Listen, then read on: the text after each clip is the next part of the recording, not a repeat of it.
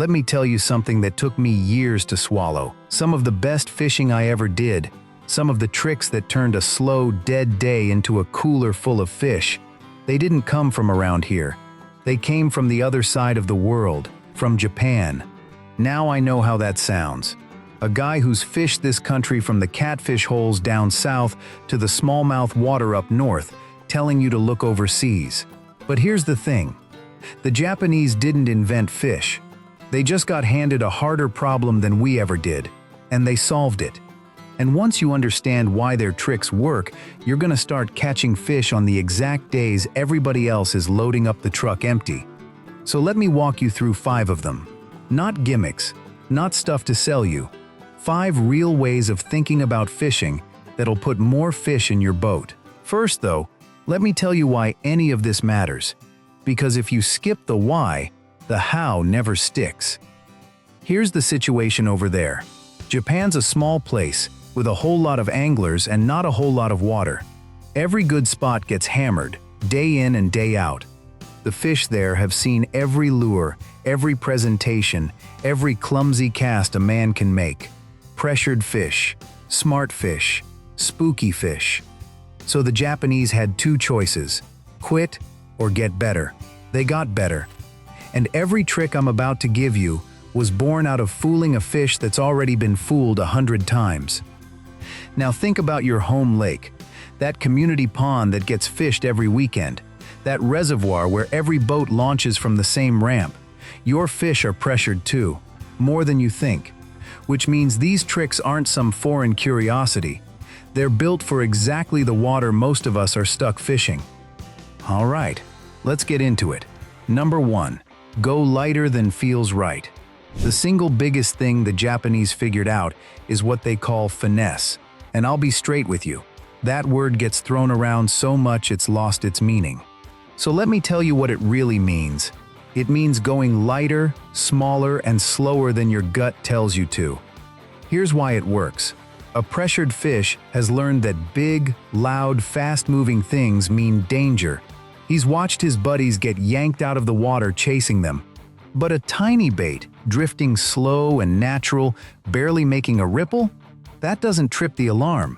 That just looks like food. So how do you do it? Downsize everything. Lighter line. And I mean lighter than you're comfortable with. A smaller hook. A smaller bait. When the bite gets tough and everybody around you is throwing big and getting nothing, you go the other direction. You go small. It feels wrong. Do it anyway. That feeling of, this is too little to catch anything. That's the exact feeling the fish is counting on you to have. Think of it like a fella walking into a quiet room. You can kick the door open and everybody freezes up and shuts their mouths. Or you can slip in quiet and nobody even changes what they're doing. Finesse is slipping in quiet. Number 2, the drop shot. This one's the crown jewel. And if you take only one thing from this whole video, take this. The drop shot rig came out of Japan in the 90s, out of exactly that pressured water I told you about. And when it finally crossed over to the tournament boys out in California, it flat out dominated. Guys were winning big money with it, while everybody else scratched their heads. Here's what makes it special. On most rigs, your weight's at the bottom and your bait sits right on top of it, down in the muck. On a drop shot, you flip that. The weight goes on the very bottom of your line, and your hook and bait sit up above it, up off the bottom, right in the fish's face, hanging there in the strike zone. Why does that matter so much? Because it lets your bait just hang there and quiver in one spot without going anywhere. You barely move your rod tip and that little bait shivers like something alive and scared. A pressured fish that won't chase anything can't stand watching an easy, wounded-looking meal just sitting there at eye level. It drives them nuts. How you rig it? Simple. Tie your hook a foot or 2 up from the end of your line, leave a long tail below it, and pinch a small weight on the very bottom of that tail. Nose hook a soft plastic worm on it. Drop it down, let the weight hit bottom, keep your line just barely tight, and shake. Don't reel, don't drag. Just let it sit and shiver. When you feel that tick, reel down and lean into them. I ran this on a bluff-lined reservoir a few years back on a dead-hot July afternoon when nobody was catching a thing. Sat over one rock pile, dropped that rig down, and just let it hang and shake. Pulled 7 fish off that one spot, while the boat next to me never got a bite. Same water, same fish, different rig. That's the whole lesson right there. Number 3, let it die. The Japanese have this idea of just letting the bait sit dead still.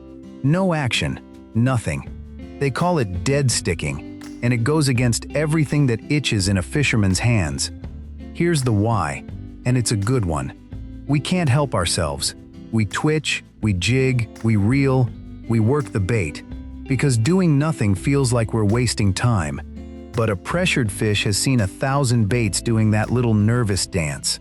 What he almost never sees is a bait that just stops, sits there, helpless, and a bait that looks hurt and given up is a bait that looks like an easy, safe meal. So how do you do it? You cast out, you let it settle, and then you wait. And I mean actually wait.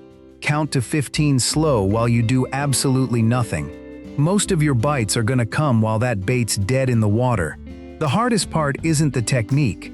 It's your own hands. Sit on them if you have to. Number 4, fish the whole water column, not just the bottom.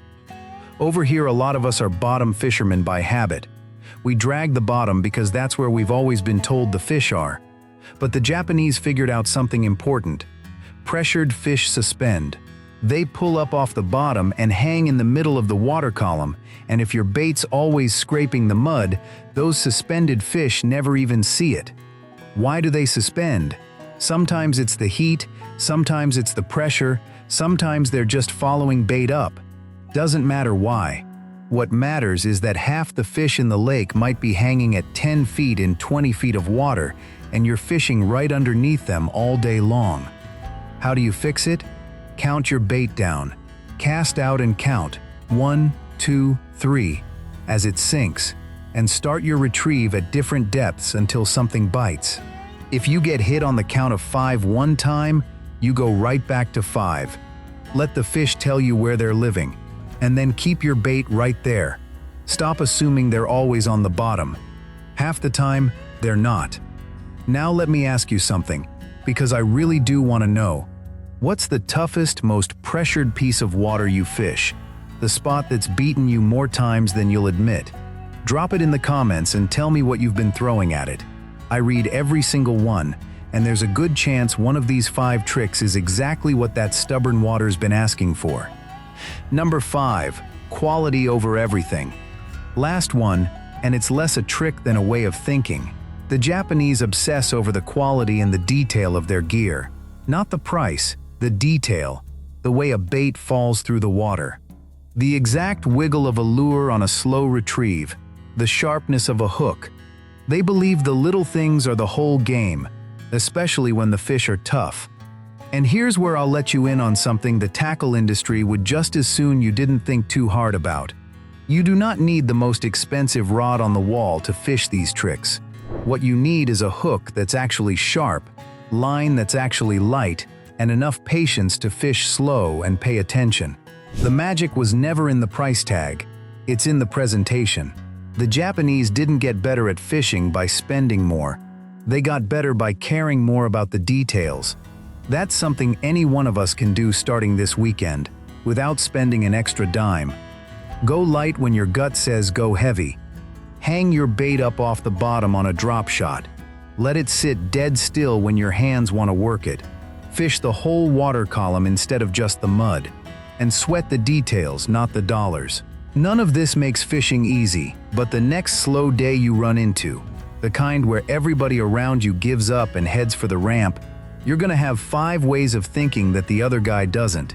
And more often than not, that's the whole difference between an empty cooler and a good story on the drive home.